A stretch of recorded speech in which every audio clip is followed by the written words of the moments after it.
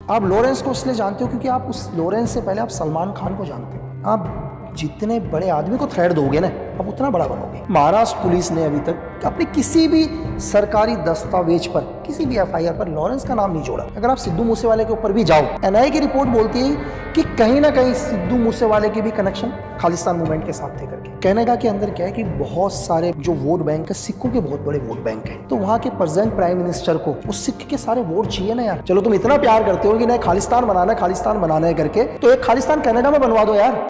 तो दोस्तों, स्वागत है आपका एक और मजेदार एपिसोड में। आज का एपिसोड होने वाला है बहुत ही धमाकेदार, क्योंकि आज हमारे साथ है लकी भिष्ट सर। इनको आप सब आई एम श्योर जानते होंगे, जो लोग नहीं जानते उनको मैं बता दूं, ये एक एनएसजी कमांडो रहे हैं, हमारे देश के एक स्नाइपर रहे हैं, एक स्पाई रहे हैं, और ये वर्ल्ड के टॉप 200 स्नाइपर्स में से एक रहे हैं। इन्होंने कई वीआईपीज़ की जो सिक्योरिटी होती है उनको हेड भी करा है। तो इनका जो एक्सपीरियंस है बहुत ही क्रेजी रहा है। बहुत ही अंडर कवर मिशंस पे ये जाकर हमारे देश के लिए बहुत इंपॉर्टेंट टास्क कंप्लीट करके आए हैं। कुछ इनकी लाइफ में ऐसा हुआ जिसकी वजह से इनको जेल भी जाना पड़ा। कुछ केसेस ऐसे हुए जिसमें हालांकि कोई प्रूफ नहीं मिला, बट कुछ जैसे हो जाता है, उसके चलते सर को जेल में भी जाना पड़ा। इनकी लाइफ बहुत ही डायनामिक रही है, बहुत ही अलग अलग चीज़ें इन्होंने एक्सपीरियंस करी है। और इस कंट्री का सिस्टम, सिक्योरिटी सिस्टम कैसे ऑपरेट करता है, कैसे एजेंट्स को टास्क दिए जाते हैं, कैसे वो एग्जीक्यूट होते हैं, सबकी नॉलेज सर को है। तो आज बहुत ही ज़्यादा अमेजिंग एपिसोड होने वाला है। सर, स्वागत है आपका। थैंक यू भाई, थैंक यू यार, आप सब लोगों को बहुत बहुत थैंक्स। अभी कैसी चल रही है सर लाइफ? सर लाइफ बिल्कुल मस्त चल रही है, बहुत बढ़िया तरीके से। दीपावली मना के आया हूँ घर पर। ठीक है।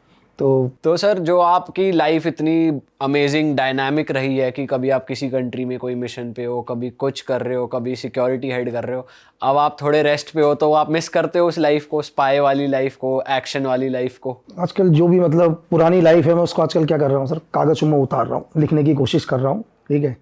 तो मुझे लगता है कि जो भी मैंने एक्सपीरियंस है या जो भी लाइफ में जो भी चीज़ें देखी हैं, तो उनको दुनिया को बताऊँ। ठीक है। तो कुछ तो हम लोग पॉडकास्ट के थ्रू, और या अभी जस्ट एक बुक आने वाली है उसके थ्रू, या मेरी कुछ एक मूवी या वेब सीरीज़ आने वाली है उसके थ्रू, मतलब ऑडियंस को देखने को मिलेगा। बट आप ऑफ कैमरा कह रहे थे यार मैं बिल्कुल मिस नहीं करता इसे, मैं तो कभी कहूँगा ही नहीं कि स्पाई बनो। ऐसा क्यों सर? अरे सर, अच्छा एक चीज़ बताऊँ मैं क्या बोल रहा हूँ। दुनिया में कोई भी हो, मैं हिंदुस्तानी नहीं बोल रहा हूँ, लोगों को सिंपल आदमी पसंद ही नहीं है भाई। दुनिया को वो पसंद है जिसकी लाइफ टेढ़ी मेढ़ी रही है। ठीक है। मतलब अब टेढ़ी, अब लगता इजी है, कहने को बहुत आसान है यार कि मतलब आदमी सक्सेस चीज़ें ये वो। एक आदमी मतलब यहाँ पहुँचने के लिए जो भी लाइफ गुजार के आता है ना सर, मतलब उसके कुछ घंटे भी गुजारना बहुत मुश्किल है। लोग बात करते हैं जेल, बहुत सारे लोग आते हैं यार जेल के अंदर कि 4 साल रहे करके, लोग बोलते हैं अदर कंट्रीज़ में रहे। ठीक है। किसी आदमी को जंगल में एक दिन के लिए छोड़ दो यार, तो उसको सब समझ में आ जाएगा सिर्फ एक दिन के अंदर। आज का यूथ है जिसके हाथ से मोबाइल ही नहीं हटता भाई। ठीक है। मतलब जैसे करण पैदा हुआ था कवच कुंटल के साथ, तो ये लोग मोबाइल के साथ ही हुए हैं। ठीक है। तो जब उस किसी को ये बोलना है यार कि 2 दिन के लिए भाई अपना मोबाइल को छोड़ दे, एक रूम के अंदर चला जाए, तो वो भी नहीं कर पाएगा वो। तो आप इस दुनिया से कट जाते हैं, मतलब अपने रिश्तेदार, भाई बहन, सब लोगों से एक अलग देश के अंदर जा रहे हैं यार, एक नई आइडेंटिटी के साथ। तो बहुत मुश्किल है, चाहकर भी अपने लोगों से कांटेक्ट नहीं कर सकते। मतलब अगर आपने अपने लोगों से कांटेक्ट करने की कोशिश करी तो फिर आप वापस नहीं आओगे।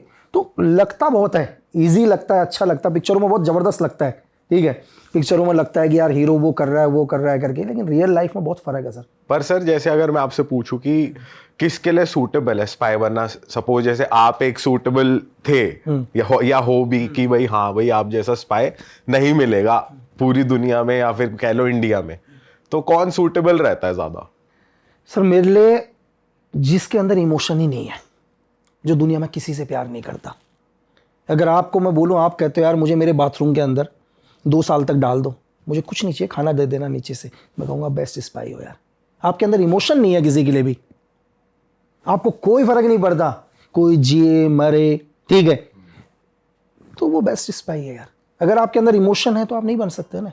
और वो एक सर्टेन स्पेसिफिक एज पे आप हो तभी अचीव कर पाते हो, ऐसा कुछ है? या फिर आप जैसे मतलब 25 अराउंड 25 के आसपास हो? देखो, अगर किसी को भी दुनिया की किसी भी चीज़ में डालना है, तो मेरे लिए लगता है यार एक बेस्ट है टीनेजर, क्योंकि उस टाइम आप जैसा चाहोगे वैसा ढाल लोगे उसको। मतलब हम ही नहीं, पूरा वर्ल्ड क्यों करता है सर, क्यों? मतलब अगर आपको आर्मी या किसी में भी करना है तो बोले यार 17 एज में आ जाओ करके, ठीक है, कि आपकी जब तक आप ट्रेनिंग कंप्लीट करोगे आपकी 18 कंप्लीट हो जाएगी एज, और बाकियों के लिए बोलते हैं आप ग्रेजुएशन करो, चीज़ें करो, 24-25 साल 30 साल, क्योंकि इसमें ये वो फील्ड है ना, मतलब जहाँ आपको पता है यार आप मतलब कि आप जिस काम करने जा रहे हो तो आप हो सकता है वापस ना आओ उस काम से, आपको शुरू से ही प्रिपेयर करके जा रहे हैं। अगर एक बच्चे को बोल रहे 17 साल के बच्चे को बोलते हैं, सिखाना शुरू करता है कमरे के अंदर मिलिटेंट है, मिलिटेंट को तो ऐसे मारेगा, अब उसको ये नहीं बोलते कभी भाई तू भी मर सकता है करके। अब यार एक 35 साल के आदमी को बोल दो यार आप कि यार एक मिलिटेंट है कमरे के अंदर जाना, पूरा बेवकूफ है क्या यार? सही बात। ठीक है, अगर मैं आप लोगों के साथ अभी बैठा हूँ यहाँ पर, मैं आप लोगों को बोलूँ यार मुझे यार अपनी एक अंगुली काट कर दे दो करके, आप बोलोगे ऐसा बेवकूफ इंसान है यार, मैं अंगुली काट कर दूंगा क्या? तो सोचो यार एक आदमी एक कमांड के अंदर मरने के लिए जा रहा है, उस सिर्फ एक ट्रेनिंग, एक एज है जिस एज पर ही आप उसको ढाल सकते हो। छोटा सा पेड़ का उदाहरण लेकर चलो ना सर, आप एक छोटा सा पेड़ है यार, उसको जिस एंगल में डालोगे वो टहनी वहीं चली जाएगी। अब आपको बोलूँ कि बरगद के पेड़ का आप डायरेक्शन चेंज करो तो पॉसिबल ही नहीं है।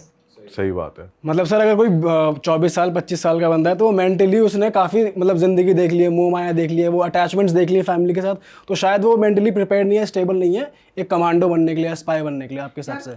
मुश्किल है बहुत ज़्यादा, बहुत ही ज़्यादा डिफिकल्ट है बनने के लिए। मतलब 100 में से हो सकता है एक आदमी, मैं ये नहीं कहूँगा कि यार हो सकता है कि कोई नहीं जिसको बोले मुझे तो करना ही है करके, क्योंकि बहुत सारे ऐसे लोग होते हैं। देखो अलग अलग, मैंने आपको क्या बोला कि स्पाई वर्ल्ड में बहुत सारे मिलिटेंट भी साथ में काम करते हैं।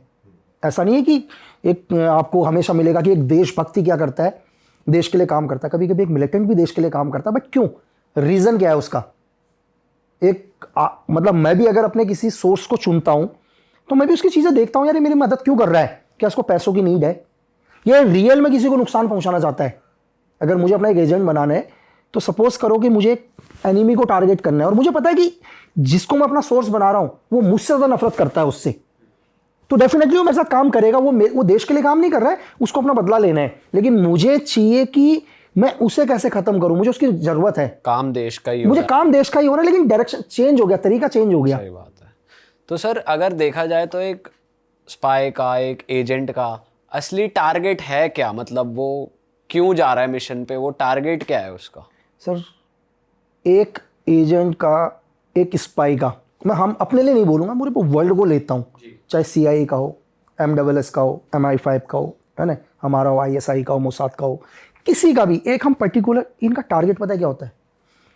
अब आपको शौक लगेगा, एक स्पाई का टारगेट होता है एक देश, पूरा देश। पूरा देश टारगेट होता है। मतलब ये नहीं है कि टारगेट कोई आदमी हो उसका, ठीक है, उसका मेन टारगेट होता है किसी देश को। मतलब अब आप बोलोगे यार देश कैसे, क्योंकि आज के टाइम में तो देश को गुलाम बना नहीं सकते, वो सिचुएशन नहीं है कि आप देश को गुलाम बना सकते हो करके, लेकिन एक स्पाई ये चाहेगा कि किसी भी देश की गवर्नमेंट उसके हिसाब से चले। आप सोच नहीं सकते कि 70 साल की गवर्नमेंट गिरा देगा आपकी एक आदमी। एक आदमी। और सर इसको ऑर्डर कौन देते हैं? यार एक ऑर्गेनाइजेशन है, कोई भी दुनिया की कोई भी एजेंसी है, चाहे हमारी हो। मैं आपको एक छोटा सा उदाहरण लेके चलता हूँ, कैसे कि शायद 4 मई 1989 या 87, मेरे माइंड से थोड़ा सा वो हो रहा है, फिजी की गवर्नमेंट गिर गई थी। वहाँ की गवर्नमेंट क्या हुई, क्लब हो गई। वहाँ के जो कर्नल थे रबूका, उन्होंने वहाँ पर फिजी को क्या कर दिया, अपने हैंड ओवर में ले लिया पूरा का पूरा, ठीक है। लेकिन क्या हुआ, जब 1947 में जब हम आज़ाद हुए थे तो अंग्रेज यहाँ से क्या हुआ, बहुत सारे हिंदुस्तानियों को फिजी लेकर गए, क्योंकि फिजी उनके कंट्रोल में था और उन्हें काम करने के लिए चाहिए थे फिजी में बहुत लोग। तो जितने भी हम लोग बिहार यूपी से जितने भी लोग थे वो फिजी के अंदर थे, और फिजी में उस टाइम इंडियंस की लगभग 55% पॉपुलेशन थी। जो कर्नल रबूका था वो नहीं चाहता था, इंडियंस को लाइक नहीं करता था। जब उसने गवर्नमेंट गिराई तो उसने एक ही दिन हज़ारों इंडियंस को किल कर दिया। इसकी पूरी दुनिया, मतलब पूरी दुनिया बोल रही थी यार गलत हुआ है करके, लेकिन खुल के कोई सामने नहीं आ रहा था। लेकिन हमारे लोग थे 55% हिंदुस्तानी थे, तो हिंदुस्तान ने स्टेप डिसाइड किया, बोला नहीं फिजी की गवर्नमेंट को ही चेंज कर देंगे करके। तो वहाँ से एक ऑपरेशन स्टार्ट होता, ऑपरेशन त्रिशूल। और ये लगा लो कि 87 या 89 एक्चुअल डेट में वो है, स्टार्ट हुआ और 2002 के दशक में हमारी एजेंसी ने एक इंडियन प्राइम मिनिस्टर बना दिया वहाँ पर। मतलब कहने का मतलब है कि पूरी गवर्नमेंट चेंज कर दी। तो उनका पहला टारगेट क्या होता है, एक देश। आज आप छोटा सा एग्जाम्पल मैं आपको बता रहा हूँ, रशिया, ठीक है, यूक्रेन वॉर चल रहा है, ये दुनिया को दिखाई दे रहा है कि रशिया और यूक्रेन का वॉर चल रहा है। ये सिर्फ हमको नज़र आ रहा है। जो यूक्रेन महज 6 घंटे में ख़त्म हो सकता है, यार 2 साल होने वाले हैं यार, यूक्रेन ख़त्म ही नहीं हो रहा। सही बात है। कोई तीसरे लोग हैं जो इस वॉर को करा रहे हैं। मेरी बात समझ में आ रहा है? मतलब उनका भी टारगेट क्या है? उनका भी टारगेट एक देश है। उनका टारगेट क्या है? रशिया है कि रशिया को बैकफुट में फेंक दो करके। मतलब एक स्पाई का टारगेट नहीं होता कोई, एक स्पाई का टारगेट होता है एक देश की सरकार को खत्म कर देना, उस देश को खत्म कर देना, या किसी ऑर्गेनाइजेशन को खत्म कर देना। जैसे ISIS हो गया, या बिन लादेन के आप लगा सकते हैं, ठीक है, लश्कर तोयबा हो गया। एक ऑर्गेनाइजेशन है ना, इस ऑर्गेनाइजेशन को खत्म करना।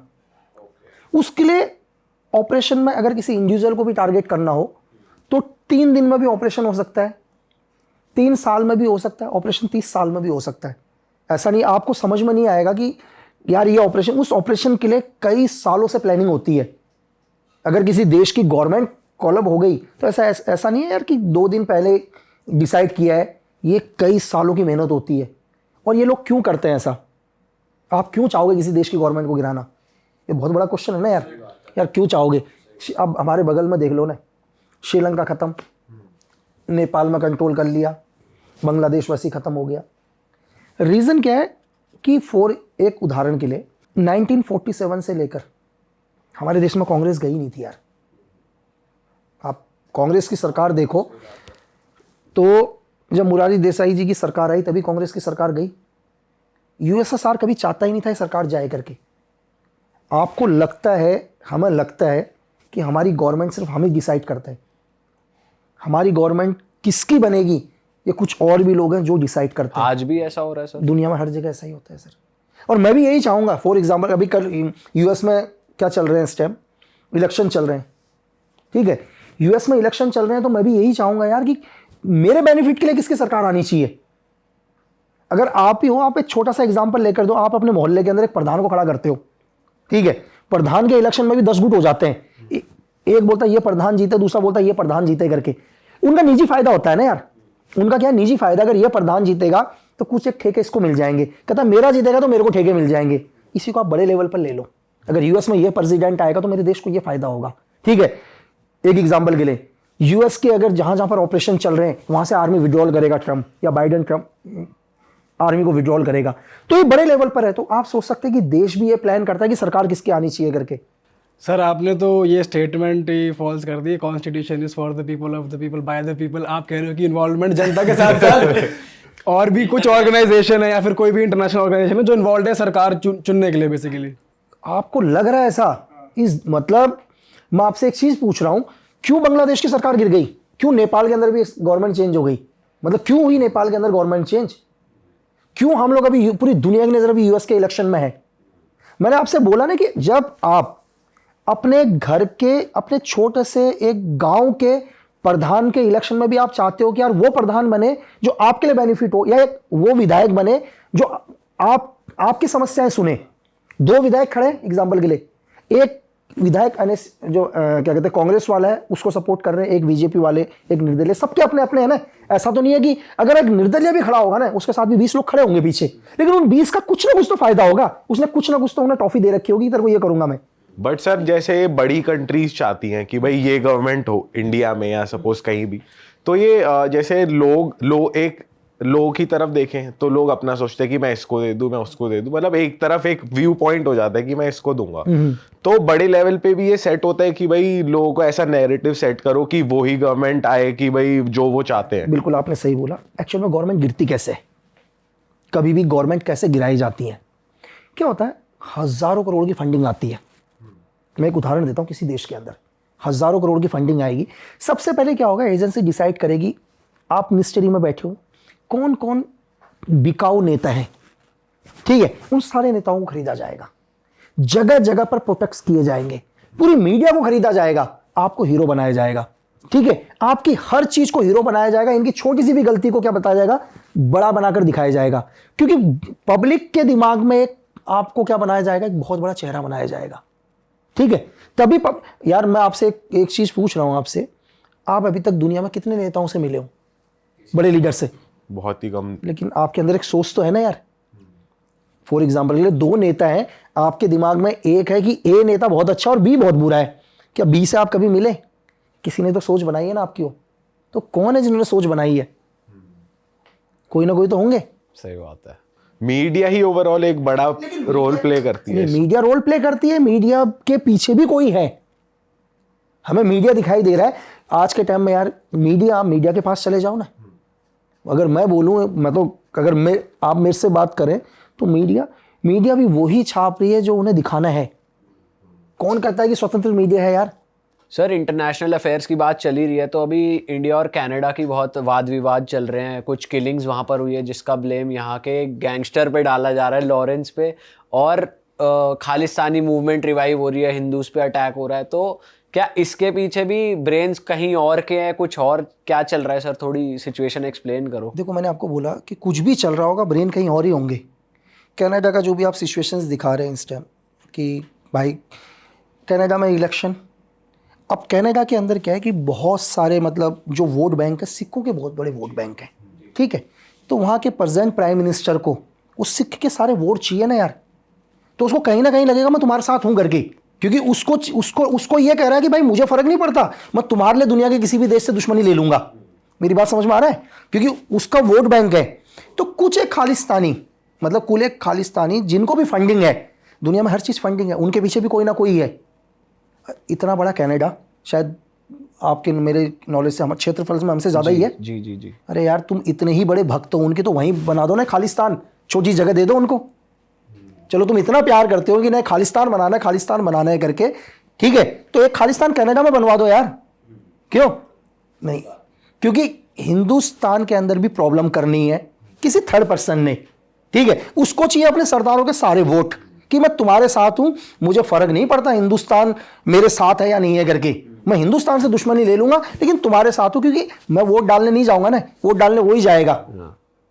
पर सर ऐसे लेवल पे कि आपने एनिमी ही घोषित कर दिया इंडिया को कि भाई आज से ये मेरे एनिमी है, कनाडा ने जो किया है, तो ये तो बहुत ही वो हो गया ना एकदम से कि भाई एक्सट्रीम। नहीं, मैंने आपको एक चीज़ और बताऊं, जब भी बड़ी एजेंसीज के गेम होते हैं, यहाँ कोई दोस्त नहीं होता, कोई दुश्मन नहीं होता सर। सिचुएशंस के हिसाब से यहाँ दोस्त भी बदल जाते हैं, ठीक है, सिचुएशंस के हिसाब से यहाँ दुश्मन भी बदल जाते हैं। कभी हम लोग कहते हैं कि चाइना और हिंदुस्तान बहुत अच्छे मित्र थे जब मैं पैदा भी नहीं हुआ था, आज कहते हैं हम बहुत बड़े दुश्मन हैं, कल दोस्त भी हो जाएंगे सर। यहाँ फ़र्क नहीं पड़ता है, यहाँ फ़र्क पड़ता है कि बर्बाद किसको करना है। 10 खालिस्तानी खड़े हो रहे हैं कनाडा के अंदर, एक एंगल से दिखा दिया उन्होंने, हज़ारों खालिस्तानी खड़े हो गए करके। अब ग्राउंड रिपोर्ट चेक करो ना यार, किसने कहा? चलो लॉरेंस ने कि भाई लॉरेंस ने मार दिया, आप एविडेंस दो ना यार गवर्नमेंट को। यार हमारा क्यों मारेगा लॉरेंस? हमारे पास बहुत बड़ी एजेंसी है भाई, दुनिया के अंदर लाखों की फोर्स है हमारे पास। आज हिंदुस्तान के अंदर अगर आप जाओ तो वर्ल्ड के अंदर हम बहुत पावरफुल हैं सर, और हमारे को ज़रूरत नहीं है किसी थर्ड पर्सन की यार। इंडियन सोल्जर्स दुनिया के अंदर, अगर आपने कभी हिस्ट्री में आपने सुना होगा कि एक तानाशाह हिटलर ने बोला कि यार अगर हिंदुस्तान की फोर्स मुझे मिले तो मुझे पूरी दुनिया को फतेह कर लूँगा यार। तो जो चल रहा है सर, ये सिर्फ एक बड़ी राजनीति, वोट बैंक, ठीक है। तीसरा कोई और एक देश, एशिया के अंदर हम एक पावरफुल देश हैं, तो कभी वेस्टर्न या कोई और देश चाहेगा ही नहीं है कि हम आगे बढ़ें। एक छोटा सा, आप भी एक पॉडकास्ट कर रहे हैं, ठीक है, आप डेली अपने पॉडकास्ट के व्यूज़ देखते हो कितना मुझे नहीं पता, सामने वाले के देख रहे होंगे यार आप कैसे साला उसका व्यूज़ कितने आ रहे हैं करके। एक छोटे से लेवल है ना यार, वो तो देश का लेवल है भाई, आप डेली उसके ज़्यादा देख रहे हो। सही बात है सर, ये तो होता ही है, ग्राउंड रियल है ना यार। आप ये नहीं देख रहे यार कि मैं कैसे मतलब रिकॉर्ड तोड़ दूं करके, आप देख रहे हो इसके कैसे बढ़ रहे हैं यार। तो यार जब इस लेवल पर ये हो रहा है तो फिर आप बड़े लेवल पर तो। करेक्ट सर, आप कह रहे हैं कि लॉरेंस बिश्नोई का नाम कह सकते हैं कि सिर्फ यूज़ किया जा रहा है, इन्वॉल्व कोई थर्ड पार्टी है या फिर जो किलिंग्स हो रही हैं, तो सिर्फ लॉरेंस बिश्नोई का ही नाम क्यों यूज़ किया जा रहा है? और वो भी सर इंटरनेशनल अफेयर्स में, मतलब वो सीधा सीधा रॉ को भी टारगेट कर सकते थे कि रॉ ने मारा है या सीक्रेट एजेंसीज ने मारा है, बट गैंगस्टर का नाम ले लेना। नहीं, एक्चुअली क्या है, देखो सर, इस टाइम इंडिया के अंदर कौन हाईलाइट है? अब 2 साल के बाद आदमी भूल जाएंगे। अगर मैं 90 के दशक में जाऊं तो 90 के दशक में कोई और डॉन था, ठीक है, 80 के दशक में कोई और था हिंदुस्तान का, ठीक है, 24 में कोई चेंज है, 2 साल के बाद कोई चेंज होगा। टारगेट किसको करना है वो बहुत बड़ा इंपॉर्टेंट है। आप लॉरेंस की बात कर रहे हैं, मतलब आप लॉरेंस को क्यों जानते हैं? सोशल मीडिया, मतलब उसने क्या किया? एक एज ए गैंगस्टर जानते हैं कि एज ए किलिंग्स। सिद्धू मूसेवाले का असैसिनेशन, कितने केसेस हैं लॉरेंस के ऊपर? सर हमें तो यही 79 केस चल रहे हैं अभी लॉरेंस के ऊपर, 79, ठीक है। आप 3 केस छोड़ दो आप सिद्धू मूसेवाला केस छोड़ दो, ठीक है, आप सुखदेव सिंह गोगामड़ी का केस छोड़ दो, ये 2 केस छोड़ दो आप। अब मुझे बाकी के केस बताओ उसके। पता ही नहीं सर। क्यों नहीं? क्योंकि एक बड़े हाईलाइट आदमी को टारगेट किया ना यार। आप लॉरेंस को इसलिए जानते हो क्योंकि आप उस लॉरेंस से पहले आप सलमान खान को जानते हो, ठीक है, आप सलमान को जानते हो ना। एक दुनिया के अंदर एक चीज़ क्या है, आप जितने बड़े आदमी को थ्रेड दोगे ना आप उतना बड़ा बनोगे, ठीक है। तो उसने सलमान को थ्रेड दिया, सिद्धू मूसेवाला किलिंग उसके ऊपर आई। अगर आप सिद्धू मूसेवाले के ऊपर भी जाओ तो एनआईए की रिपोर्ट पढ़ो ना आप, तो एनआईए बोलती है, ये मैं नहीं बोलता, एनआईए की रिपोर्ट बोलती है कि कहीं ना कहीं सिद्धू मूसेवाले के भी कनेक्शन खालिस्तान मूवमेंट के साथ थे करके। अच्छा, ये वो बोलती है, एनआईए की रिपोर्ट बोलती है। आप नेक्स्ट किलिंग सुखदेव सिंह गोगामड़ी की देखो तो उसके भी क्या है, ये मैं नहीं बोलता हूँ कि मतलब गवर्नमेंट की चार्जशीट बोलती है यार कहीं ना कहीं लोकल डिस्प्यूट प्रॉपर्टीज के अंदर भी इन लोगों का इन्वॉल्वमेंट था करके।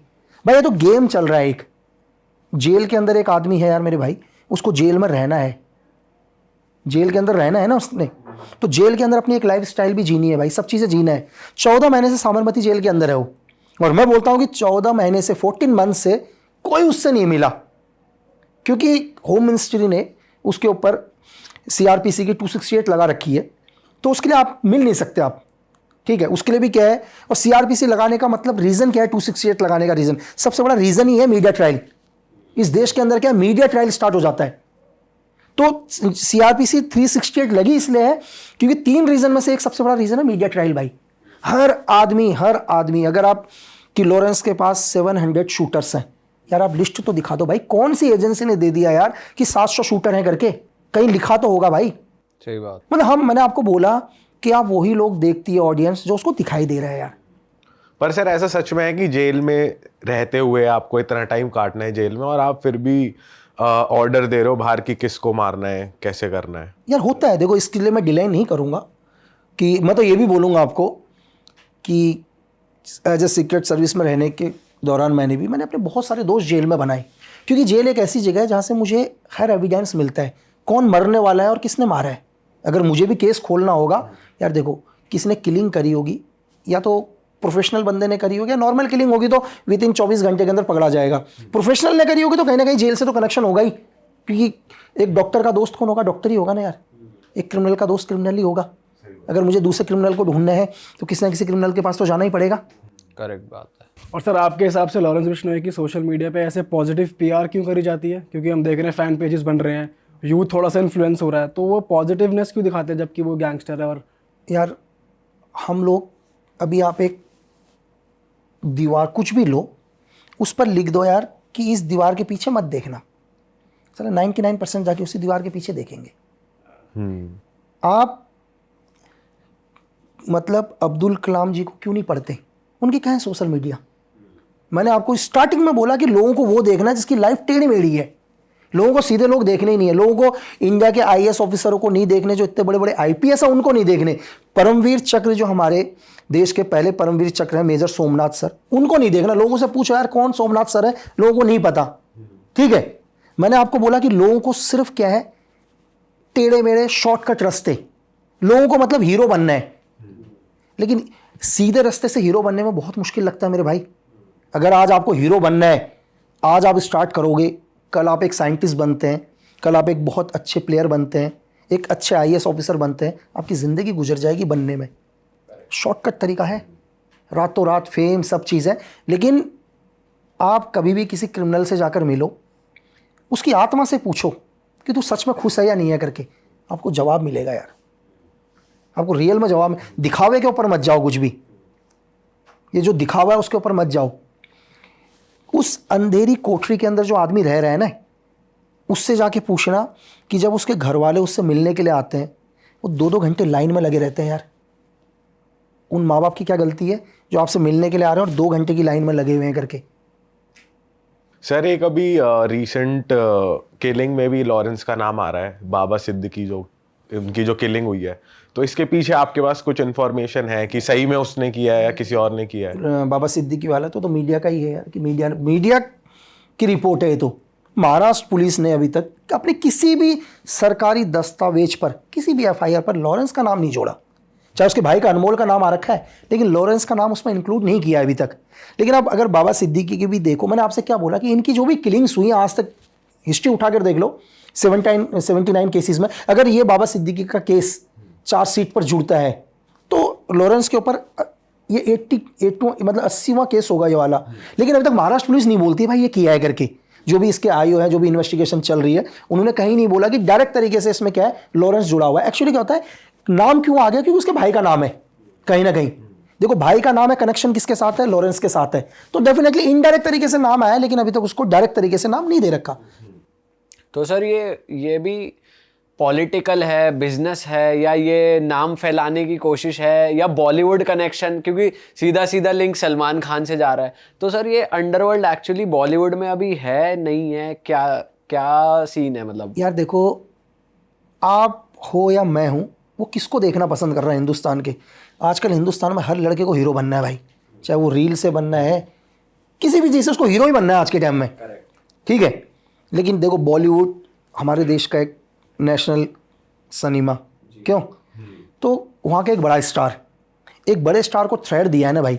मैंने आपको बोला कि आपने जितने बड़े को टारगेट करोगे आप उतना बड़ा बनोगे। अभी मैं हूँ, अगर सपोज कल मैं एक बहुत बड़े आदमी को थ्रेड देता हूँ तो मेरा पीआर वैसे ही होता है, क्योंकि मैंने बड़े को थ्रेड दिया तो मुझे कोई नहीं जानता, लेकिन रातों रात में फेमस हूँगा। उसके बाद क्या करूँगा, चाहे उससे मुझे कोई लेना देना हो या नहीं, वो मुझे नहीं पता, लेकिन मैं 10 लोगों से पैसा निकलवा लूँगा नीचे कि भाई बात सुन, मैं सलमान को थ्रेड दिए, तू है ही क्या करके, ठीक है। तो यार मतलब मैं अभी भी आपको बोलूँगा कि जो भी आपके व्यूअर्स हो या कोई भी, भाई क्राइम का रास्ता नहीं चुनना। देखो क्राइम का रास्ता बहुत छोटा होता है, और हमारी दुनिया में पता है क्या है, हमारी दुनिया के अंदर ये बोला गया है, जब भी हम कभी ऑपरेशन में गए और हमें लगता था यार कि सर बहुत ही मुश्किल है इस टारगेट को गिराना, मतलब हमारा आना, हम वापस नहीं आ पाएंगे, तो हमारे सीनियर एक ही चीज़ बोलते थे कि विड्रॉल करो ऑपरेशन को यार, कोई बात नहीं, क्योंकि इसकी लाइफ 6-7 साल ही है बस, हम नहीं मारेंगे, कोई दूसरी एजेंसी मार देगी, कोई ना कोई मारेगी। एक क्रिमिनल मिलिटेंट, इनकी लाइफ ज़्यादा नहीं होती यार भाई, ठीक है। और पर सर जैसे सलमान के पास थ्रेट्स जा रही हैं, वो तो रियल में जा रही हैं लॉरेंस के थ्रू। देखो एक थ्रेड तो गई है, वो तो सच है, उसको हम डिले नहीं कर सकते, लेकिन उसके बाद कोई थ्रेट नहीं गई ना, ये तो कंटिन्यू फिर उस थ्रेट को आगे बढ़ाया जा रहा है। मैंने आपको बोला कि एक छोटा सा मैं उदाहरण बताता हूँ आपको। एक मित्र थे मेरे, कभी वो बहुत बड़े गैंगस्टर हुआ करते थे, तो ज़्यादातर जेल में ही रहते थे वो। तो मैंने उनसे पूछा यार, मैंने कहा चौधरी जी क्या बात है करके, आप हमेशा ही अंदर रहते हैं? तो यार बोले यार मैं जब भी बाहर आता हूँ, बोला मेरे बाहर आते ही क्या होता है, सारे लड़के एक्टिव हो जाते हैं। कोई पेट्रोल पंप में जाएगा, गाड़ी में तेल भराएगा, बोलेगा चौधरी जी ने बोला है। दारू के ठेकों में जाएगा, बोलेगा 5 पेटी दारू दे चौधरी जी को कुछ पता नहीं है, शहर पूरा हिल रखा है। मतलब कि एक बारी नाम आने के बाद कभी भी देखो, कोई भी प्रशासन होता है, एक आप चौकी इंचार्ज से लेकर वहाँ के सुप्रिटेंडेंट ऑफ पुलिस तक, वो कभी नहीं चाहता कि उसके एरिया के अंदर यार फालतू की भसड़ हो करके, क्योंकि हर आदमी ने आगे बढ़ना है, ठीक है। एक एसएसपी भी नहीं चाहता कि उसका जो एरिया हो बिल्कुल पीस हो, क्योंकि उन्हें भी डीजीपी बनना है भाई आगे। तो रीज़न क्या है कि उनको तो पता ही नहीं होता उनके नाम पर क्या क्या हो रहा है करके। मैं आपसे अभी कह रहा हूँ, आप लॉरेंस का स्टार्टिंग केस देखो 307 में ही था, 307 से ऊपर आज तक कभी कोई केस नहीं है उसके ऊपर। बाकी सारे केस तो अंदर से ही लगे ना, 120 लगे, 120 भी लगे हैं सब केसों में। तो कितने सही है कितने गलत, उसके लिए गवर्नमेंट जांच कर रही है। और बट सर आपको लगता है कि लॉरेंस मतलब एक तरीके से गवर्नमेंट के लिए काम कर रहा है, या एजेंट हो सकता है? क्योंकि पहले भी ऐसा हो रखा है 2004 में, जब छोटा राजन के शूटर्स को यूज़ करा गया था दाऊद को मारने के लिए। और या फिर ये भी हो सकता है कि क्या लॉरेंस को एक मोहरे की तरह ट्रीट करा जा रहा है कि कुछ भी करके नाम डाल दो इस पे। तो आपका टेक क्या है इस पे? देखो 1993 के बाद आपको पता ही है इनका ग्रुप अंडरवर्ल्ड का 2 हिस्सों में डिवाइड हो गया था, ठीक है। और 2004 का जो इंसिडेंट आप बता रहे हैं अशोका होटल वाला, ठीक है, उसमें दोनों वांटेड थे, विक्की मल्होत्रा और फरीद तानाशाह, दोनों के दोनों वांटेड थे, और महाराष्ट्र पुलिस ने उन्हें अरेस्ट किया। तो बाद में लोगों ने बोला कि यार कि ये दोनों के दोनों क्या करते, दाऊद को मारने के लिए पाकिस्तान जा रहे थे करके, ठीक है। तो इंडियन सीक्रेट एजेंसी ने इनको हायर किया था, ये लोगों का कहना है, ठीक है। अब मैं आपको बताता हूँ कि अभी भी क्या है, बहुत सारे लोग कह रहे हैं कि यार नहीं RNW यूज़ कर रही है।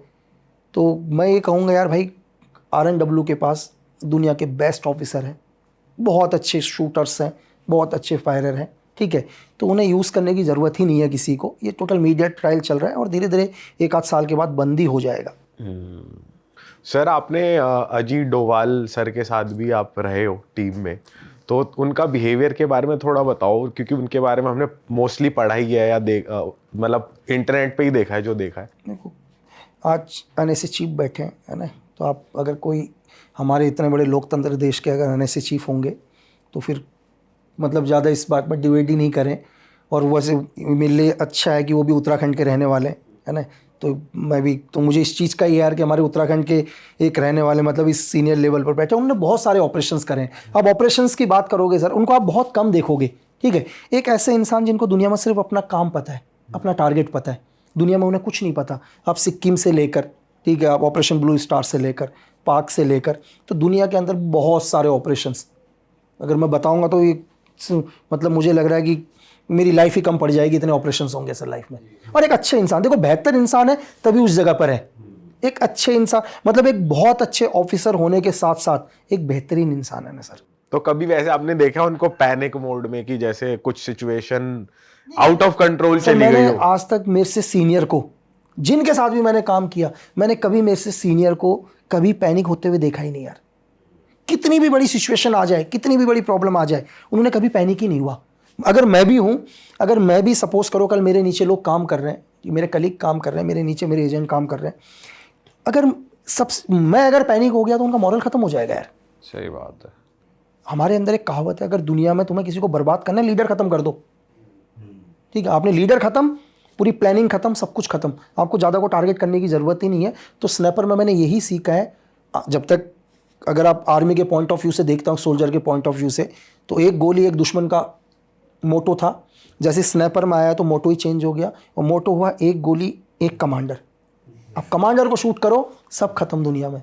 सर अगर कभी टारगेट मिस हो जाए आपका, जैसे आप किसी मिशन पे हो एंड कुछ अलग हो गया, या पब्लिक प्लेस, जैसे मतलब मैं मूवी के रेफरेंस से बता रहा हूँ, पब्लिक प्लेस पे कोई मिशन एग्जीक्यूट करना है, कुछ गड़बड़ हो गई या आउट ऑफ कंट्रोल सिचुएशन चली गई, तो हमने मूवी में किसी और की कोई सिविलियन मर गया या कुछ हो गया, तो डैमेज कंट्रोल यही है गवर्नमेंट का कि हम इसको नहीं जानते, या कुछ और बैकअप प्लान्स रहते हैं? अच्छा, आप मुझे ये बताइए सर, एक इंडिविजुअल आदमी की ज़्यादा वैल्यू है या देश की वैल्यू है? देश की वैल्यू। देश की ना, देश के लिए हज़ारों लोग कुर्बान। जब भी एक स्पाई, एक एजेंट कहीं जाता है, अगर उस देश में उसकी वजह से कुछ भी होंगे ना, आपके डिप्लोमेटिक रिलेशन ख़त्म हो जाएंगे भाई। उसका असर पूरी कंट्री के ऊपर पड़ता है। अगर उस देश में आप एक सपोज हिंदुस्तानी नागरिक है कोई भी, अगर वो कुछ भी करता है, अगर फिर भी वो गवर्नमेंट में, अपनी गवर्नमेंट की बात नहीं कर रहा हूँ, दुनिया की कोई भी गवर्नमेंट फिर भी अपने आदमी को सपोर्ट करती है, तो उसके रिलेशंस पूरे देश के ऊपर फ़र्क पड़ेगा। आप एक आदमी का नुकसान चाहोगे या पूरे देश का नुकसान चाहोगे? तो इसमें कोई गवर्नमेंट भी गलत नहीं है। ऐसा नहीं है कि जो एक स्पाई जा रहा है उसको ये सब चीज़ नहीं पता, उसको सब चीज़ पता है भाई, क्योंकि उसको पता है कि उससे ऊपर उसका देश है, तभी तो जा रहा है। तो ये मजबूरी है दुनिया के हर देश की। हम ही नहीं यार, हम तो छोड़ो, आप क्या कहते हैं, यूएस का एक इंसिडेंट आपने पाकिस्तान में सुना होगा, ठीक है, रेमंड एलन की हिस्ट्री आप सुनना। तो रेमंड एलन का क्या था, रेमंड एलन को एक्चुअली क्या हुआ था, जब 26/11 हुआ था इंडिया के अंदर, तो यूएस को पहली बार लगा कि यार हाफिज़ यहीं तक नहीं रुकेगा करके, ठीक है। वो 9/11 से अभी तक उनका सदमा नहीं निकले थे वो लोग, और यहाँ 26/11 हुआ, तो उसका असर यूएस में भी हुआ भाई। तो CIA ने पहली बार प्लान किया, CIA ने बोला कि हाफिज़ को क्या करो, ग्लोबल टेररिस्ट घोषित करो करके, और यूएस ने UN में उसको ग्लोबल टेररिस्ट के लिए मांग उठाई, और चाइना ने वीटो पावर का यूज़ किया और ग्लोबल टेररिस्ट घोषित होने से रोक दिया हाफिज़ को। लेकिन यहाँ भी नहीं रुका, CIA नहीं रुका यहाँ। CIA ने बोला कि हाफिज़ को मारना है भाई, ठीक है। तो उसके लिए उन्होंने अपना एक एजेंट, जो वहाँ पर पहले डेल्टा फोर्स के हुआ करते थे, उनको एक डिप्लोमेट पासपोर्ट पर एक नॉर्मली CIA के थ्रू पाक एम्बेसी में भेजा, ठीक है। और वहाँ कंटिन्यू लोग वॉच कर रहे थे हाफिज़ के ऊपर। और एलन को एक दिन पता चला कि यार हाफिज़ का एक प्रोग्राम यहाँ, और उसी दिन था डेट गिराने का। लेकिन जैसे ही एलन वहाँ से निकला, रेमंड एलन वहाँ से निकला, तो ISI को पता चल गया कि हाफिज़ टारगेट है करके। तो ISI ने अपने 2 एजेंट लगा दिए पीछे। मतलब स्पाइनोस की दुनिया पता है क्या भाई? स्पाइनोस की दुनिया वो है कि आपको लग रहा है कि आप अकेले हो, आपके पीछे 100 की लाइन होगी, दूसरे को नहीं पता, दूसरे के ऊपर, मतलब ये चैन कभी खत्म नहीं होती है, ध्यान रखना, ये चैन कंटिन्यू बढ़ती जाएगी, ठीक है। जैसे एक अर्थवर्म आता ना, उसको काट दो तब भी चलेगा वो, तो ये कभी खत्म नहीं होता। तो रेमंड एलन पहले हाफिज को मारता, इससे पहले वो नज़दीक पहुंच गए भाई उसके, और दोनों रेमंड एलन को टारगेट करने लगे। इससे वो तो ऑलरेडी एक भाई, मैंने कहा डेल्टा के वहाँ की इलाइट फोर्स का कमांडो रह चुका है, उसने पहले ही दोनों को शूट कर दिया। जैसे ही दोनों को शूट किया, ठीक है, तो भाई आवाम वहाँ की गुस्सा होगी, पाकिस्तान की आवाम, वो मारने के लिए आ गई रेमंड एलन को। तो रेमंड एलन ने अपनी जान बचाने के लिए अमेरिकन एम्बेसी में कॉल किया कि यार ये चीज़ हो गई। अब CIA वहाँ से निकली उसकी मदद करने के लिए, इत्तेफाक से एक और मर गया गाड़ी से। मतलब जैसे ही एम्बेसी से गाड़ी निकली, तीसरा एक और मर गया भाई। और तीसरे मरने के बाद कैसे भी करके पाकिस्तान रेंजर वहाँ तक पहुँचे, वहाँ की लोकल पुलिस, रेमंड एलन को जेल में डाला भाई उन्होंने, ठीक है। मतलब अमेरिका को भी कम से कम 3 महीने लगे अपने एजेंट को बाहर निकालने के लिए, और CIA ने अपने एजेंट को निकालने के लिए 21 लोगों की किलिंग करी है पाकिस्तान में, और सरिया लॉ निकालकर रेमंड एलन को लेकर गए। और आपको एक चीज़ और इत्तेफाक होगा सुनकर कि रेमंड एलन को निकालने के चक्कर में उन्होंने बिन लादेन को 1.5 महीना बाद में मारा। वो ऑपरेशन 1.5 महीना पहले था, डिले करना पड़ा उन्हें। डिले करना पड़ा क्योंकि बराक ओबामा उस टाइम वहाँ के प्रेसिडेंट थे। बराक ओबामा को पता था अगर हम इस टाइम बिन लादेन को पाकिस्तान में मारेंगे तो रेमंड एलन को पाकिस्तान में फांसी दे देगी पाकिस्तान गवर्नमेंट, क्योंकि इतना प्रेशर होगा पाकिस्तान के ऊपर। तो उन्होंने ये बोला कि नहीं भाई, पहले हम रेमंड एलन को निकालेंगे, उसके बाद क्या करेंगे, बिन लादेन को मारेंगे। तो एक एजेंसी ने, और अपने एजेंट को निकालने के लिए 21 आदमी को किलिंग, मतलब मैं किलिंग बोलूं क्या करूं, आज तक वो गायब है, मिले ही नहीं है कभी। तो आप स्पाई नोज का वर्ल्ड नहीं समझ सकते किस लेवल पर काम करते हैं। सर, एक स्पाई की लाइफ, एक एजेंट की लाइफ इतनी ज़्यादा थ्रेटनिंग होती है, इतनी ज़्यादा रिस्की होती है, तो मैं जानना चाहता हूँ इनका रिक्रूट करने की क्राइटेरिया क्या होता है? यार ये लोग क्या करते हैं, दुनिया की कोई भी एजेंसी हो, हम ही नहीं, ये लोग पहले से ही टारगेट बना के रखते हैं, ये कंटिन्यू वॉच करते हैं। आपको लगता है कि कहीं ना कहीं, फॉर एग्जांपल अगर गवर्नमेंट को ही लगा, अगर आप हमारे सबसे आज तक, अगर जो मैं बोलूँ कि हिंदुस्तान के number 1 spy Ravinder Kaushik sir की हिस्ट्री, वो एक थिएटर आर्टिस्ट हुआ करते थे गंगानगर से, हमेशा एक अच्छे प्ले करते थे, बहुत प्यारे प्ले करते थे, देशभक्ति के प्ले।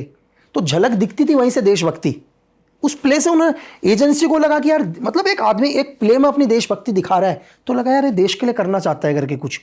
तो एजेंसी खुद हायर करती है, मतलब खुद लेगी, आपको नहीं पता चलेगा। पहले आपका वर्क देखेगी कि, मतलब डेफिनेटली आपके अंदर वर्क होना चाहिए, वो किसी भी फील्ड में हो, ठीक है, आपकी महारत किसी भी फील्ड में हो, लेकिन उससे भी बड़ी चीज़ पता है क्या है, आप अपने देश के लिए ईमानदार हो यार। हमें कुछ भी नहीं चाहिए, आप ब्रेव नहीं हो कोई बात नहीं, आपको मैं इतनी ट्रेनिंग दूंगा, आपको ब्रेव बना दूंगा यार, आपको एक अच्छा फाइटर भी बना दूंगा, लेकिन उसके लिए आपको ईमानदार होना पड़ेगा। मैं दुनिया में आपको सब कुछ बना सकता हूँ, ईमानदार नहीं बना सकता। सर, ये आपने एक एग्जांपल दिया कि थिएटर प्ले देखकर उन्होंने रिक्रूट किया, और कोई एग्जांपल्स हैं ऐसे किसी और तरीके से किसी को कोई किया? आप ऐसे डेपुटेशंस वगैरह भी जा सकते हैं, क्योंकि देखो वो रिवील हो गए हैं तो मैंने रिवील बताया है, ऐसे बहुत सारे लोग हैं जिनको मैं रिवील नहीं कर पाऊंगा, ठीक है। और आप रविंदर कौशिक सर यहाँ से पाक जाने के बाद, लॉ करने के बाद, वहाँ के आर्मी ऑफिसर बनने के बाद एक मेजर रैंक तक रहे वहाँ पर, शायद 2001 में वो वहीं क्या कहते हैं जेल के अंदर ख़त्म हो गए। सर, यूएस ने भी अभी कुछ इनिशिएटिव किया है CIA ने कि भाई सोशल मीडिया के थ्रू वो रिक्रूट कर रहे हैं, क्या इंडिया में भी ये होना चाहिए? नहीं यार, मैं तो ये कहूँगा कि एजेंसी का मतलब क्या होगा, सीक्रेट एजेंसी का मतलब क्या हो गया सर, सीक्रेट, खुफिया। तो जब खुफिया चीज़ें हैं तो लाइफ में खुफिया ही रहें तो ज़्यादा बेटर है। इस चीज़ की क्या गारंटी है कि जो आपके पास आ रहा है वो डबल एजेंट का काम नहीं करेगा, वो पहले से प्लान ना हो। मैं स्पाई की एक और चीज़ बताता हूँ आपको कि नॉलेज इज़ पावर। मतलब अगर मुझसे कोई ये पूछे कि दुनिया की सबसे महंगी चीज़ क्या है, मेरे लिए दुनिया का, वर्ल्ड का सबसे महंगी चीज़ इन्फॉर्मेशन है। इन्फॉर्मेशन से महंगा दुनिया में कोई नूर भी नहीं है, लेकिन सही इन्फॉर्मेशन हासिल करने से ज़्यादा खतरनाक है कि कहीं आपको गलत इन्फॉर्मेशन ना मिल जाए। सही बात है। मतलब एक सही इन्फॉर्मेशन पाना बहुत बड़ी मुश्किल है, और उससे भी ज़्यादा मुश्किल क्या है कि हम अपने एनिमी तक वो इन्फॉर्मेशन पहुंचा दें जो हम पहुंचाना चाहते हैं। वो ज़्यादा डेंजर है दुनिया में, उसको करना सबसे ज़्यादा मुश्किल है। सर, एक एजेंट की लाइफ में ये भी बहुत सारे मिशंस होते हैं ऐसे जिसमें उन्हें टेररिस्ट ग्रुप्स में ज्वाइन होना होता है, उनकी तरह ट्रेन करना होता है।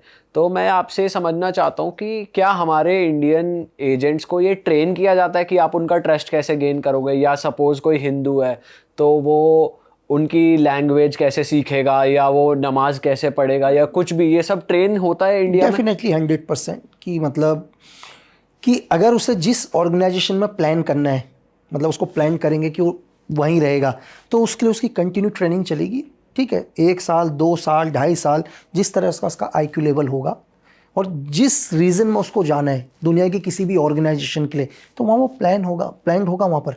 मतलब मैं एक कहता हूँ आपको, एक शॉर्ट में एक बात बताता हूँ कि आप जाओ किसी भी देश में, ठीक है, किसी भी ऑर्गेनाइजेशन के अंदर, आप वहाँ रहो, बढ़िया से वहाँ शादी भी करो आप, ठीक है, आपके बच्चे भी होंगे, अपने बच्चों को भी पढ़ाओ, बस एक ही चीज़ मत भूलना, अपने देश को, बाकी आप सब कुछ करो। बस ऐसे मैं नाम नहीं बताऊंगा ना, एग्जाम्पल दूंगा बहुत सारी जगह पर, तो एक ही लाइन है कि सब कुछ करो, दुनिया की हर चीज़ करो, एक बात याद रखना कि आपका देश आपके पीछे है करके। बट सर क्या सोल्जर्स को, स्पाइस को इतने पैसे मिलते हैं कि वो डबल क्रॉस ना करें या डबल एजेंट ना बने, या मतलब वैसे क्योंकि फाइनेंशियली प्रॉब्लम होगी तभी आदमी बिकता है, हर चीज़ का एक दाम है, क्योंकि देश प्रेम है तो वो देश के लिए तो काम कर ही रहा है, बट एक मतलब कोई मजबूरी होगी जिस केस में एजेंट्स भी डबल क्रॉस करते हैं। यार पहले तो सबसे पहले मैं ये बोलूँगा सर, देखो पैसे कमाने तो दुनिया में बहुत सारे बिजनेस में यार, ठीक है, बहुत है आजकल तो, मतलब मैं ये बोल रहा हूँ रील ही बहुत बढ़िया आजकल तो, रील से ही पैसे कमा लो भाई, सही बात, ठीक है, शायद जितना रील से एक आदमी एक दिन में पैसा कमाता होगा तो सैलरी भी नहीं होगी यार एक एजेंट की, जितने एक दिन की इनकम होगी उसकी, ठीक है। तो कई बार क्या होता है, पैसे से भी बहुत चीज़ें ऊपर के आती है, बहुत सारे लोग होते हैं, आप रेशियो देखोगे तो रेशियो पॉइंट में मिलेगा आपको, लाखों में से एक ही आदमी होगा जो डबल एजेंट का काम करेगा यार। बट वो क्यों करते होंगे? देखो उसके पीछे ज़रूरी नहीं है कि पैसा भी हो, कई चीज़ें होती हैं, कई बार क्या होता है कि आपको कहते हैं कि इस दुनिया के अंदर एक एजेंट को 3 चीज़ें नहीं करनी चाहिए, नशा नहीं करना चाहिए, लालच नहीं करना चाहिए, हनी ट्रैप से बच ले यार। हनी ट्रैप मतलब लड़की या मतलब हनी ट्रैप गर्ल्स, अगर कई बार क्या होता है डबल एजेंट बनने का क्या होता है कि जैसे हमारे एक IPS डेपुटेशन गए थे, उस टाइम लिट्टे का बहुत बड़ा चल रहा था लंका के अंदर, हमारे साउथ के एक IPS थे, RNW में डेपुटेशन थे, वो CIA की एक एजेंट उनसे मिली एयर होस्टेस बनकर, ठीक है, और कुछ टाइम के बाद वो दोबारा मिली उनसे, इंडिया में आई, इंडिया में आने के बाद उन्हें अपने साथ बुलाया, कर लिया उनको हनी ट्रैप और कई सीक्रेट्स लेकर गई। अब वो वहाँ पैसे के लिए नहीं गए लेकिन फंस गए, हनी ट्रैप हो गए ना। कुछ ऐसी चीज़ें, ऐसे वीडियोस, ऐसे फोटोग्राफ्स, उन्हें लगेगा अगर दुनिया के सामने आ जाऊंगा तो यार मेरा क्या होगा, मेरी फैमिली का क्या होगा। तो हर चीज़ पैसे का भी नहीं होता, वो मतलब कि दुनिया की हर एजेंसी वो ये चाहेगी मैं यार एक एजेंट को कैसे अपने कंट्रोल में लूँ, ठीक है। अगर आप चाणक्य नीति वही है, साम दाम दंड भेद, ठीक है, ये सब अपना लो आप। सही बात। सर एक चीज़ और है कि जैसे हम बात कर रहे थे कि देश एक्चुअली दूसरे देश भी चलाते हैं, ऐसे ही बहुत सारे बड़े बिजनेसमैन का भी नाम आता है कि ये भी देश चला रहे हैं या ये भी डिसीजन मेकिंग का एक बहुत इंपॉर्टेंट पार्ट है। और सिर्फ इंडिया ही नहीं, ग्लोबली भी बहुत बड़े बड़े बिजनेसमैन बैठे हैं। कुछ ऐसी सीक्रेट सोसाइटीज़ का भी नाम हम सुनते हैं, मुझे नहीं पता आपने सुना है कि नहीं, इल्यूमिनाटी और ये सब। तो कभी किसी मिशन के दौरान या कभी कुछ आपके अक्रॉस ऐसा कुछ आया कि भाई ये कुछ सीक्रेट सोसाइटी या बिजनेसेस हैं या जो ऐसे भी गवर्नमेंट को मैनिपुलेट कर रहे हैं? अभी मैंने आपको स्टार्टिंग में ही बोला था कि गवर्नमेंट दूसरे देश की कौन बनेगी, ये कौन डिसाइड करेगा, जिसको फ़ायदा होगा। आपको एक उदाहरण बताता हूँ कि कल US मतलब रशिया से हम कोई डील कर रहे हैं, कोई भी देश डील करता है उनसे, और हम वेपन्स की डील कंटिन्यू किससे लेते हैं, रशिया से लेते हैं। या फिर हम अपना एक नया गवर्नमेंट आती है और वो बोलती है यार हम इस बार डील US से करेंगे करके पूरी की पूरी, या हम इजराइल से डील करेंगे, ठीक है। अब इजराइल का जो बिजनेस टाइकॉन है, जिसको पता है मेरी अरबों के वेपन्स जाने वाले हैं करके, खरबों के वेपन्स बिलियंस में, वो क्या चाहेगा गवर्नमेंट किसकी आए, मैं आपसे पूछ रहा हूँ। वो उसकी चाहेगा जो इजराइल से डील करने वाला है, उसके लिए वो हजारों करोड़ की फंडिंग भी देगा, ठीक है। तो कौन डिसाइड करता है गवर्नमेंट किसकी बने, जिसको अपना फायदा होगा, वही तो डिसाइड करेगा। कि अभी एग्जाम्पल के लिए कि किसी भी अभी कोई आदमी एक प्रोजेक्ट को लेकर चलता है, ठीक है, और US का ट्रम्प बोलते हैं उनसे कि यार जैसी मेरी गवर्नमेंट आती है ये प्रोजेक्ट तुम्हारे पास, ठीक है, और क्या कहते हैं, अब वो आदमी अपने हजारों करोड़ की फंडिंग भी देगा, वो साम दाम दंड भेद सब कुछ कर देगा ट्रम्प की गवर्नमेंट लाने के लिए। तो गवर्नमेंट डिसाइड कुछ पावरफुल लोग ही करते हैं कि गवर्नमेंट किसकी बने करके। और वो कैसे होता है, मैंने आपको थोड़ी देर पहले बताया कि आप किसी नेता से नहीं मिले कभी भी, लेकिन आपके दिमाग के अंदर एक पिक्चर बन चुकी है। वो पिक्चर कैसे बनी है, कैसे बनाई है, उसके पीछे बहुत एक लॉन्ग प्रोसीजर होता है, मतलब प्राइम मिनिस्टर भी एक कंट्री का वो फेस नहीं है, वो बस एक फेस है, मतलब वो नहीं है जो कंट्री चला रहा है, ऐसा कह बहुत सारे, अब मैं आपको एक चीज़ बताऊं कि कई बार बहुत सारे लोग हैं, मैं ऐसे लोग बताऊंगा घर में पानी नहीं आ रहा होगा, उनका नल नहीं आ रहा होगा, गाली प्राइम मिनिस्टर को दे रहे होंगे कि यार हमारे घर में नल नहीं आ, यार मतलब एक चीज़ ये सोचो ना कि आपके घर में पानी नहीं आ रहा, आप कंप्लेन किससे कर रहे हो? प्राइम मिनिस्टर से। आपको उस दिन समझ में नहीं आया जिस दिन आपने दारू की बोतल ली थी वोट देने के लिए यहाँ पर लोकल एमएलए को, ठीक है? जब आप लोकल एमएलए से भाई साहब दारू की बोतल ले लिए तो फिर लोकल एमएलए भी तो अपना वो कोटा पूरा करेगा ना यार, जो आपने पैसा लिया है। आप सबसे पहले खुद के अंदर जो मतलब किसी भी देश की जनता है वो खुद से क्वेश्चन नहीं करती पहले यार। इस बार इलेक्शन आ रहे हैं, उनको सब कुछ चाहिए इलेक्शन में, उनको पैसे भी चाहिए, चीजें भी चाहिए, फिर आप क्या उम्मीद कर रहे हो यार किसी गवर्नमेंट से? अगर मैं इलेक्शन के अंदर 2 करोड़ 5 करोड़ लगा के इलेक्शन जीत रहा हूं तो मैं वो भी तो रिकवर करूंगा यार। तो उस चीज के लिए भाई सबसे पहले हमें खुद सही होना पड़ेगा। अगर जब तक हम खुद सही नहीं होंगे ना, आप एक चीज देखो, आप क्या चाहते हो? लोग अपने घर को बहुत साफ रखते हैं, मेरा घर, उनको मोहल्ले से मतलब नहीं है यार। मोहल्ले में बनिए कचरा वहां फेंक दे करके, तो देश तो बहुत दूर की बात है यार। जब आप अपने एक घर से बाहर नहीं निकल रही आपकी सोच कि मेरा घर, वो मतलब एक छोटे से, मतलब आपके घर के बाहर कोई गाड़ी लगा दे थोड़ी देर के लिए, आप बाहर आ जाते हो यूं करके, गाड़ी किसने लगा दी करके, तो क्या देशभक्ति की उम्मीद करोगे यार आप? और आप उनसे ये उम्मीद करोगे कि वो कल देश के लिए खड़े होंगे करके, जिन्हें गाड़ी लगाने में पार्किंग होगी थोड़ी देर दिक्कत पड़ गई। तो जब तक हर हिंदुस्तानी को, दुनिया के हर आदमी को पहले सेल्फ होना पड़ेगा यार। अगर जो आदमी कंप्लेन कर रहा है ना, पहले उससे पूछो यार तूने क्या किया है करके। हर आदमी को देखो सर, 15 अगस्त के दिन पूरी दुनिया की डीपी चेंज हो जाती है, 16वें अगस्त में दोबारा किसी और की आ जाती है यार। सही बात है, करेक्ट बात है। हाँ 16वें दिन में डीपी, बिल्कुल एक दिन के लिए दुनिया की सब चीज़ें कर लो। सर ये दिखावे से नहीं होगा यार, करना पड़ेगा। उन बच्चों को भी याद करो जो 18 साल के बच्चे -40 डिग्री टेम्परेचर पर खड़े होकर ड्यूटी दे रहे हैं यार। कभी यहाँ 45 डिग्री 50 डिग्री में जैसलमेर में बैठे हुए हैं, वो भी तो किसी माँ के बच्चे हैं बस। लेकिन एक दिन याद करना है, तो ऐसा नहीं है सर। मैं आपको ये बोल रहा हूँ, पहले हमें खुद को सही होना पड़ेगा। जब तक हम खुद सही नहीं होंगे ना, जब तक दुनिया का कोई भी देश प्रोग्रेस नहीं कर सकता। आप कितने भी बड़े लीडर को लेके आ जाओ, आपकी जनता को सही होना पड़ेगा यार। क्या करोगे? एक चीज़ बताओ, एक बहुत अच्छा लीडर बैठा है अभी ऊपर, वो चाहता है कि देश सही हो, लेकिन उसी के पार्टी के कुछ लोग उसे सपोर्ट नहीं कर रहे हैं। क्यों सपोर्ट नहीं कर रहे हैं? क्योंकि हम जैसे लोगों की वजह से, क्योंकि हमने दारू की बोतल के बदले वोट लिया है यार। वो चाह के भी डिसीजन नहीं ले पा रहा है, सरकार गिरा देंगे करके। सर लोगों का ये गलत राह पे जाना है, फिर गलत मेंटल स्टेट रखना अपने लीडर्स को लेकर, या फिर जो भी है, ये लैक ऑफ एजुकेशन की वजह से हो रहा है हमारे देश में, ऐसा है क्या? यार लैक ऑफ एजुकेशन भी नहीं कहेंगे, यूथ हमारी दुनिया में हमारा सबसे ज़्यादा है, ठीक है यार। कि सबसे पहले क्या, मैंने आपको बोला, सबको शॉर्टकट चाहिए, सबको शॉर्टकट चाहिए आज के टाइम में। मतलब 90% लोगों को शॉर्टकट रास्ता अपनाना, रातों रात नाम चाहिए, पैसा चाहिए, शोहरत चाहिए, मेहनत नहीं करनी वैसी। मतलब मैं आपसे नहीं कह रहा मुझे आपकी डिग्री नहीं चाहिए यार, आपके अंदर नॉलेज कितना वो बता दो। जब बहुत सारे स्कूल्स नहीं थे, नॉलेज, आज भी हम चाणक्य को फॉलो करते हैं यार। कौन सा डिग्री कौन से कॉलेज से पढ़कर आए थे भाई? आपके अंदर नॉलेज होना बहुत ज़रूरी है। सही बात है। और आपके अंदर भाई आज के अंदर मतलब सेल्फ डिसीजन की पावर ही नहीं है। ये जो कर रहा है वही मैं करूंगा, इसने वो किया वही मैं करूंगा, भाई खुद के अंदर मतलब डिसीजन पावर नहीं है।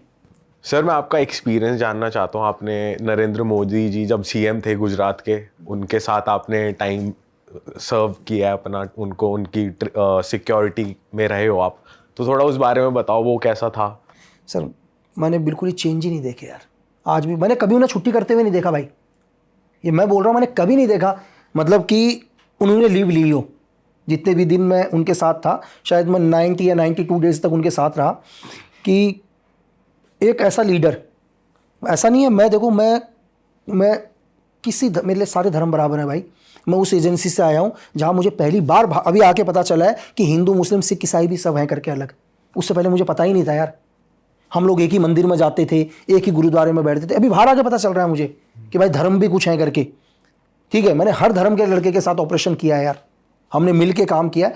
तो और ना ही मैं किसी मेरे को पार्टी से फ़र्क नहीं पड़ता, मैं देता हूँ वोट आदमी को देख कर यार। मेरे लिए आदमी इंपॉर्टेंट है भाई, मेरे लिए पार्टी इंपॉर्टेंट नहीं है, उस मेरे लिए आदमी की वैल्यू है। मैंने मेरी लाइफ में उन्हें लीव छुट्टी जाते हुए नहीं देखा भाई। इस एज पर लोग आज भी, आपने देखा होगा, देखो दुनिया, मैंने आपको क्या बोला कि मैंने आपको थोड़ी देर पहले ये भी बोला कि बहुत सारे लोग नहीं चाहते कि ये गवर्नमेंट रहे करके, ठीक है। कुछ पावरफुल कंट्री नहीं चाहते कि गवर्नमेंट हट जाए क्योंकि आपका लीडर बहुत पावरफुल है। लेकिन मैंने आपको क्या बोला, फिर भी डिसीजन पावर क्यों नहीं ले पाते हैं? कुछ एक जनता की वजह से। आपको 70 साल में कोई प्रॉब्लम नहीं हुई, किसी को भी, किसी को 70 साल में प्रॉब्लम नहीं हुई, 10 साल में सबको प्रॉब्लम आनी शुरू हो गई। आज आप देखो ना यार, आज दे रखा है ना कि आज आप हमारी आर्मी के ऊपर एक 9mm फायर करके देखो, हम रॉकेट लॉन्चर चलाएंगे करके, भाई हम 84mm चलाएंगे, आप 9mm तो मारो। किसी भी एक लीडर ने ऑर्डर्स दिया कि जाओ भाई कैंप उड़ा दो करके किसी देश के अंदर, लेकिन आम जनता को नहीं पता इसका असर कितना बड़ा जा सकता है ग्लोबल लेवल पर। आप किसी देश के अंदर जा रहे हैं भाई, पूरा वर्ल्ड आपके अगेंस्ट हो सकता है, लेकिन एक लीडर ने बोला नहीं भाई करना है करके सबक सिखाना है। तो डिसीजन लेना मतलब लगता बहुत आसान है, बहुत मुश्किल होता है डिसीजन ऊपर लेवल पर लेना। सही बात है सर, मोदी जी के अगेंस्ट भी कुछ लोगों को करना है, फिर जनता के माइंड में कुछ गलत नैरेटिव डाल देना, ये भी कोई एजेंसी ऐसी करती है? एजेंसी, ये मैंने आपको क्या बोला कि वेस्ट में बैठे हुए, ठीक है, या हमारे पड़ोस में बैठे हुए, वो चाहते ही नहीं है कि एक देश तरक्की करे, ठीक है। ये देश तरक्की करेगा तो दिक्कत होगी ना उनको। मैं एक छोटा यार आपको और मैंने आपको बोला कि 2 कंपनी एक ही सामान बना रही है, तो हर आदमी चाहेगा ना मेरी कंपनी का सामान बिके, उसकी कंपनी कैसे बर्बाद हो, तो हमारा देश कैसे बैकफुट में जाए, उसके लिए मैं 100 रुपये भी खर्च कर दूंगा, क्योंकि अगर मैं बैकफुट में जाऊंगा तो मैं 1000 रुपये कमा लूंगा यार। सही बात है सर। आपके थोड़े मिशंस की बात करते हैं। आप कुछ अगर अपना कोई मिशन जो आप पब्लिकली डिस्क्लोज कर सकते हो, अगर बिना कंट्री का या चीज़ों का नाम ज़्यादा लिए, अगर मैं आपको ये बताऊं कि जस्ट अभी बहुत सारे ऑपरेशंस करे हैं, तो एक मेरी अभी एक बुक भी आ रही है सर दिसंबर में। उस बुक में मेरे मेजर 6 ऑपरेशंस हैं जो भी दुनिया में बड़े 6 ऑपरेशंस करें तो लोगों को देखने को मिलेगा। कौन सी कंट्रीज में थे? तो अभी मैं नाम डिस्क्लोज करूंगा तो बड़ा बाल हो जाएगा, पिछले बार ही बहुत चल रहा है।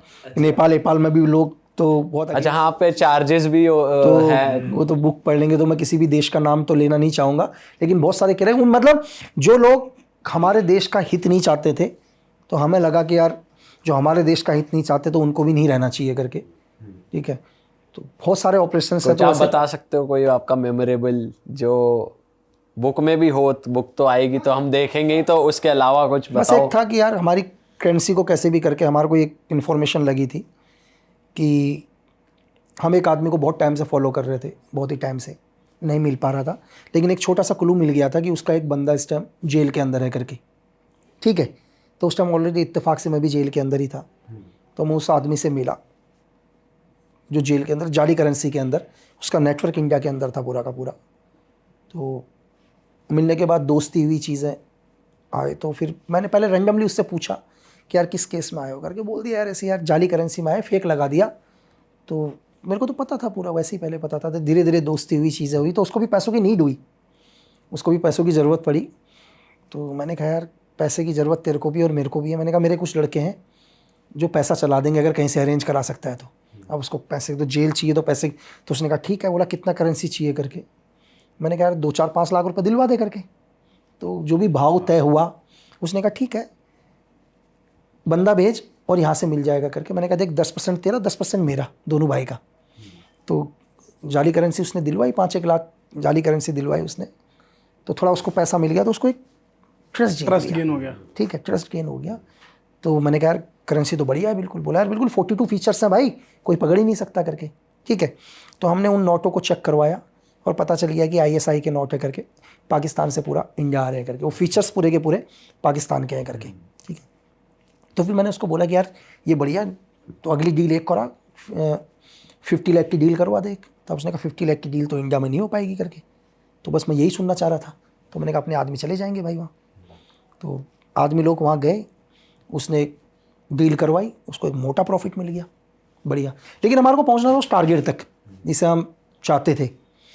तो डील के बाद उसने कहा बढ़िया धंधा चल रहा है करके, उसको प्रॉफिट बहुत बढ़िया, भरोसा, उसको अच्छी कमाई मिल गई, बिल्कुल जेल में बिल्कुल जैसा रह रहा था बिल्कुल राजा की तरह हो गया, जेल में कमाई अच्छी आ गई उसकी।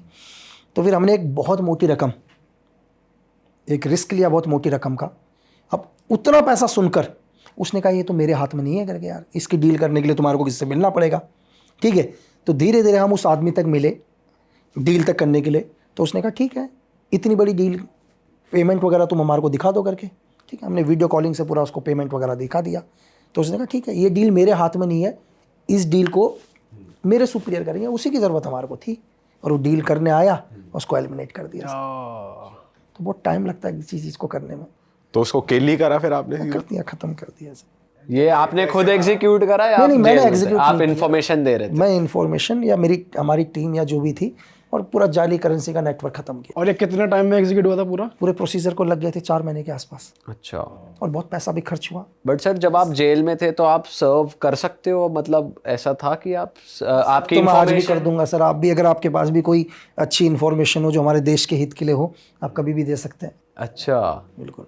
अच्छा सर, इन्फॉर्मेशन आपके पास भी हो तो आप बिल्कुल सर आपके व्यूवर्स को भी बोलिएगा कि अगर उनको कभी भी ऐसा लगता है कि कोई ऐसा आदमी है जो हमारे देश के लिए अच्छा नहीं सोचता, ठीक है, जो हमारे देश के हित में नहीं है, वो कुछ गलत काम कर रहा है, तो अपने नज़दीकी पुलिस स्टेशन में जाके यार उसकी कंप्लेन करो। एक अच्छे नागरिक होने के नाते ये तो कर लो यार।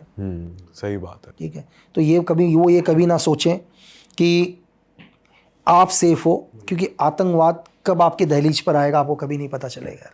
सर वैसे एक स्पाई और टेररिस्ट का जो माइंडसेट है वो बिल्कुल सेम होता है क्या? यार देखो कि अगर मतलब वो पॉजिटिव और नेगेटिव साइड छोड़ के कि देश के लिए। यार ये तो एक लाइन है, मैं लाइन के इस पार हूँ, मैं हीरो हूँ, मैं लाइन के उस पार चला गया तो मैं एक आतंकवादी हूँ यार।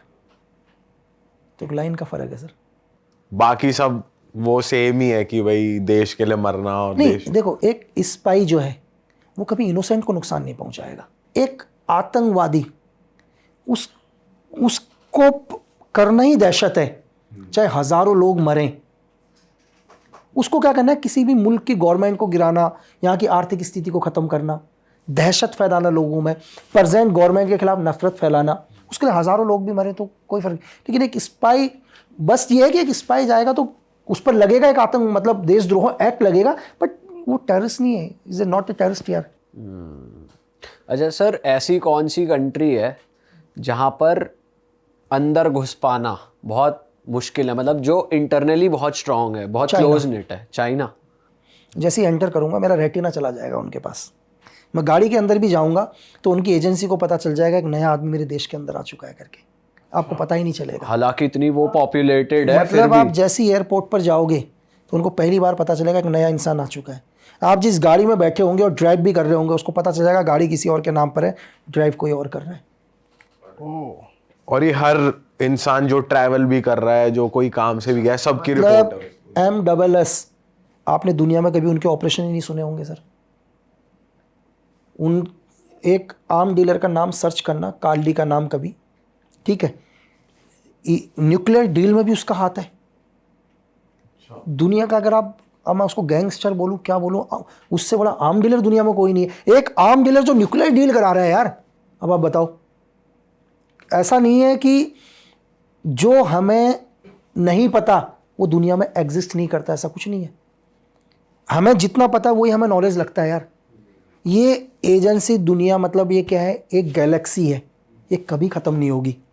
आप जितना जानोगे हर बारी आपको एक नया परत मिलेगा, ये कभी ख़त्म नहीं होगा। मैं आपको ये बोलूँ कि दुनिया की कोई भी एजेंसी हो, चाहे उस देश का प्राइम मिनिस्टर हो या प्रेसिडेंट हो, वो ये भी नहीं कह सकता कि मुझे मेरी एजेंसी के बारे में 100% पता है। 100% दुनिया में किसी को नहीं पता, किसी को भी नहीं। एंड सर, जब आप दूसरी कंट्रीज़ में होते हो, आपको गैजेट्स यूज़ करने हैं या इंटरनेट यूज़ करना है, तो आपको डार्क वेब वगैरह का एक्सेस करना होता है या आप नॉर्मली कर सकते हो? कि वो तो मतलब आजकल तो हमने यही सुना है कि फ़ोन्स और वो तो सबसे ज़्यादा ट्रेसेबल है, हर कोई मूवीज़ में तो लोकेशन ही ट्रैक कर रहा फिर रहा होता है, तो कैसे वो सीक्रेटिव कैसे रहते हैं? देखो तरीका है कि मैं अपने कोऑर्डिनेटर या अपने एजेंट या मेरे सोर्स से कैसे बात कर रहा हूँ।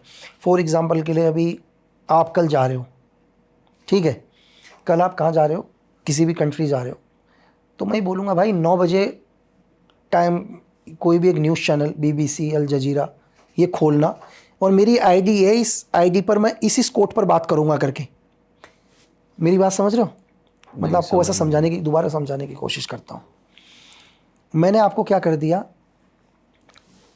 एक नंबर लिख कर दे दिए, 26 मैंने नंबर दे दिया आपको। क्या दे दिए? 26 नंबर, ABCD में 26 नंबर दे दिए। ए नंबर 7 नंबर है, कोई भी XYZ, सबको एक अलग अलग नंबर दिया है मैंने।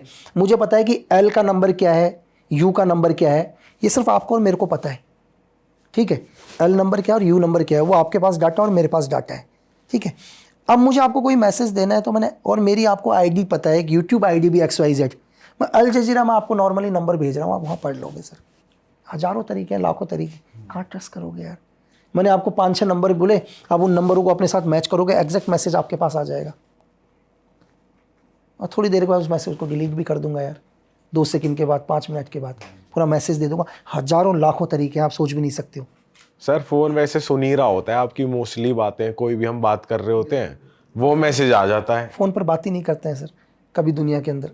सर अभी एक बहुत इंटरेस्टिंग पेजर अटैक भी हुआ अभी जो इजराइल ने करा, तो ये इतनी हाईटेक टेक्नोलॉजी सिर्फ बहुत नॉर्मल टेक्नोलॉजी है, बहुत ही नॉर्मल।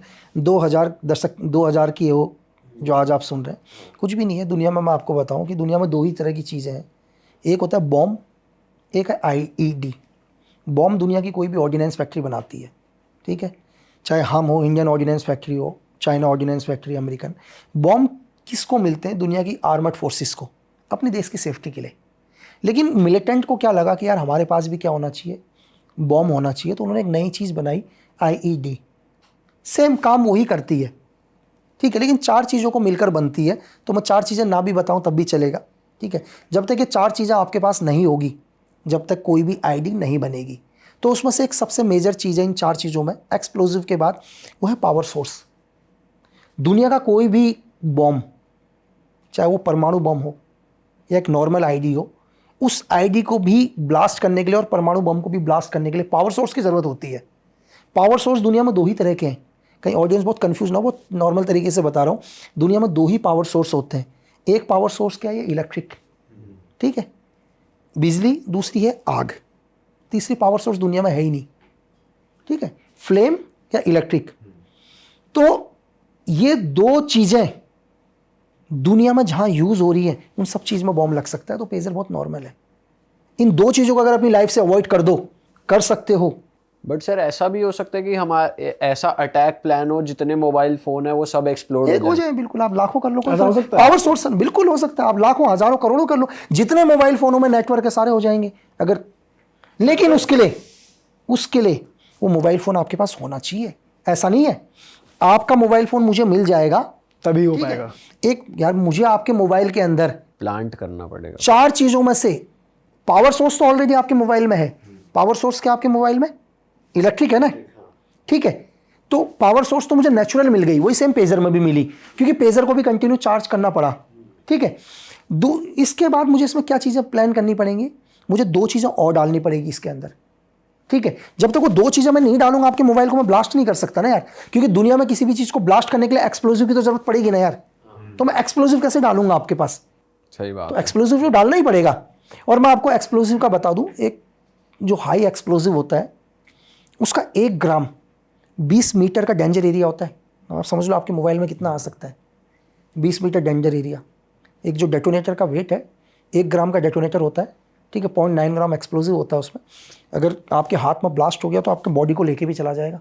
तो बहुत नॉर्मल है वो, मतलब बहुत एडवांस हो चुकी है दुनिया। ये तो बहुत छोटा है, ID तो बहुत, अभी तो आप थोड़े दिन के बाद नए पॉडकास्ट में सुनोगे न्यूक्लियर, बायोलॉजिकल, केमिकल वॉरफेयर। आप कहोगे ये क्या आ गया भाई, एक नई चीज़, ठीक है।